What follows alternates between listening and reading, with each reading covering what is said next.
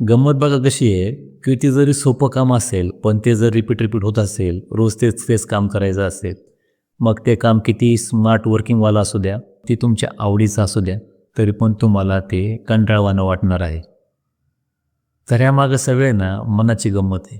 आपलं मन कधीच एका जागेवरती जास्त वेळ स्थिर राहू शकत नाही आणि ह्युमन सायकोलॉजीचा एक भाग आहे. ह्याला तुम्ही किती जरी कंट्रोल करण्याचा प्रयत्न केला, तर ते भरकटणारच आहे. मग त्याला तुम्ही कशाप्रकारे तुमच्या बिझनेसमध्ये चांगल्या प्रकारे यूज करू शकता. ह्याचा बिझनेसमध्ये फायदा देखील आहे आणि तोटा देखील आहे. मग तोटा कधी होईल, जेव्हा तुम्ही रिपिटेटिव्ह काम सारखं तेच कराल, त्यावेळेस तुम्ही ते काम त्या क्वालिटीने पुन्हा हे करू शकणार. हे त्याचं डिसॲडव्हांटेज आहे. कारण तुमचं मन त्या प्रसन्नतेने, त्या उत्साहाने तिथे काम नाही करणार.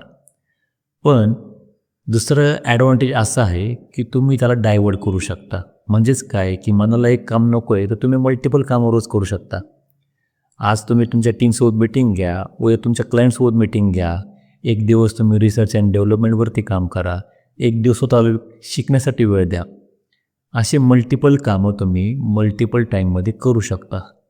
आणि तुमचे जे रिपिटेटिव्ह टास्क आहेत, ते तुमच्या एम्प्लॉयला असाइन करा. असं केल्याने तुम्हाला बोर देखील होणार नाही आणि तुमची प्रोडक्टिव्हिटी पण चांगली सुधारेल.